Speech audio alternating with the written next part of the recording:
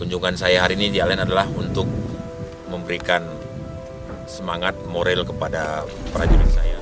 Setelah kemarin membahas soal sosok Jenderal Juwinta Ombo Sembiring alias Jo Sembiring dan juga sepak terjangnya selama menyelami dunia militer, serta keberaniannya memimpin penyelamatan pilot Susi Air, di mana kasus yang bermula dari pembakaran pesawat Susi Air di lapangan terbang distrik Paron Duga yang terjadi 7 Februari 2023 lalu itu juga menyandra sang pilot Kapten Philip Mark Mertens yang berkebangsaan Selandia Baru. Sayangnya hingga saat ini korban belum juga ditemukan. Yang lebih mengkhawatirkan lagi, KKB kembali menyerang 36 personil TNI yang ditugaskan untuk melakukan operasi pembebasan ini. Tapi publik sedikit dibuat tenang, mengingat jejak Jenderal Jo yang kini namanya masih terus mencuat ke publik. Lantaran sosoknya dianggap punya kredibilitas yang tak lagi diragukan. Juga berbagai kasus yang pernah ditangani membuat Jenderal Jo semakin tenar di kancah militer. Sosok suami dari Dr. Elizabeth Sitohang ini bahkan mendapat mutasi setelah sebelumnya menjabat Komandan Komando Resor Militer 172 Praja Wirayakti. Dan kini dirinya mendapat tugas sebagai staf ahli Kepala Staf Angkatan Darat KSAD Dudung Abdurrahman. Tapi sebelum itu, Jenderal Jo sebenarnya sudah punya trek panjang dan pernah mengemban berbagai jabatan penting. Mulai dari jabatan sebagai Dayon 33 Grup 3 Sandi Yuda di tahun 2010. Lalu menjabat Dansat Intel Kopassus Dandim 1714 Puncak Jaya. Kemudian menjabat sebagai Kabaglat Rindam 17 Cendrawasih. Lalu Kapten Kopassus di tahun 2014. Ayah dua orang anak ini juga sempat menjabat sebagai Dangrup 3 Sandi Yuda. Sebelum ditunjuk sebagai dosen Madya Seskoa di tahun 2015 silam. Lalu pamen ahli Danjen Kopassus bidang nuklir, biologi dan kimia Nubika yang diembannya hingga tahun 2019. Kemudian menjabat sebagai Asintel Kasdam 17 Cendrawasih hingga tahun 2020. Lalu jabatan sebagai Pamen Ahli Bid Jemen Sishanek Pangdam 1 Bukit Barisan hingga tahun 2021.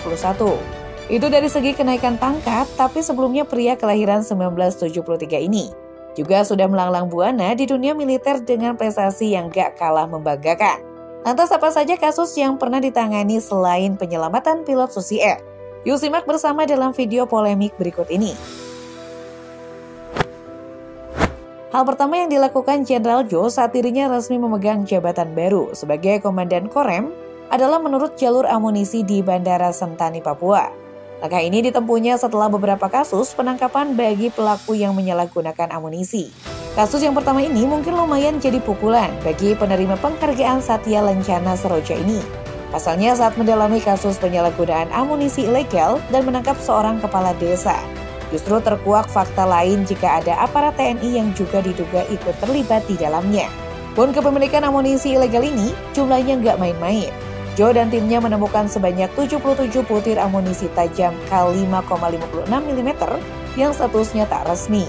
Dari kabar yang didapat, tentu ini diwanti-wanti ada hubungannya dengan kelompok kriminal bersenjata KKB Papua atau kelompok separatis teroris KST Papua.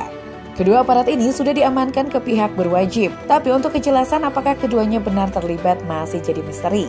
Tapi ini bukan sekali terjadi, masih di tahun yang sama, Jenderal Jo kembali berhasil mengamankan 42 butir amunisi, diantaranya 40 butir amunisi tajam dan sisanya 2 butir amunisi hampa, yang lagi-lagi berusaha diselundupkan di Bandara Santani. Pelakunya tak lain adalah prajurit TNI.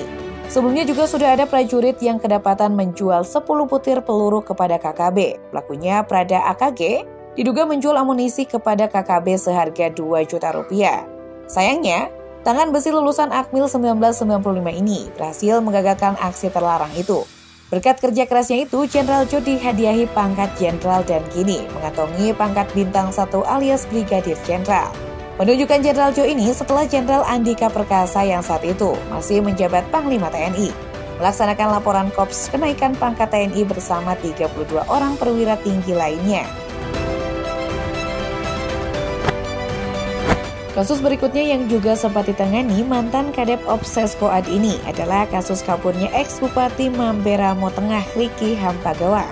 Ya, selain sibuk dengan kasus KKB dan KSP Papua, Jenderal Jo juga pernah disibukkan dengan kasus korupsi yang tidak ada habisnya di kota ini. Ricky yang terjerat kasus suap dan gratifikasi dalam proyek pengembangan Kabupaten Mamberamo itu sempat mangkir dari 2 kali panggilan lembaga anti rasuah hingga diduga melarikan diri hingga ke Papua Nugini. Setelah itu dirinya ditetapkan sebagai tersangka dan masuk dalam daftar pencarian orang DPO alias buron.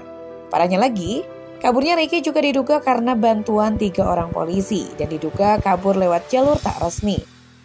Pantas saja jalannya mulus ya kan?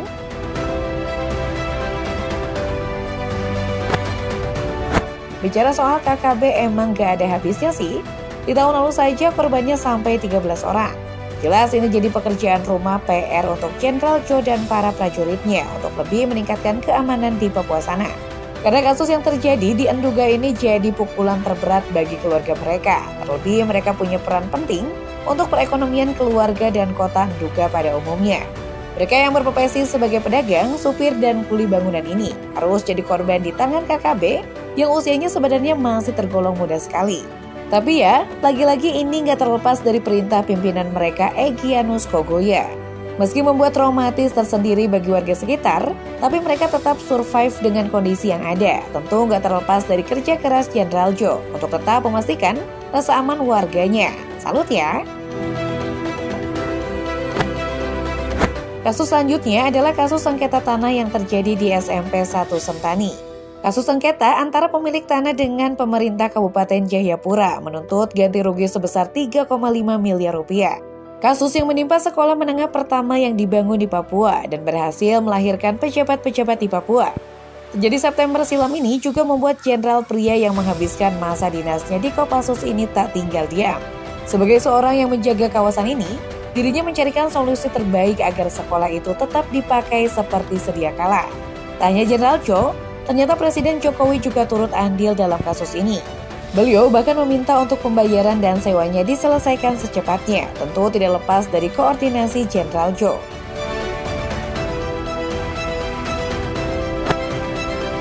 Kasus yang selanjutnya ini mungkin terdengar klise, tapi faktanya, Prada Sandi tewas setelah tertembak oleh rekannya sendiri. Bukan karena unsur kesengajaan, tapi Jenderal Joe sendiri yang mengklarifikasi jika kasus ini terjadi karena kelalaian penggunaan senjata.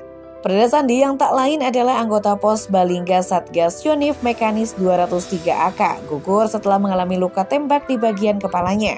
Hingga saat ini pelaku penembakan memang masih dirahasiakan.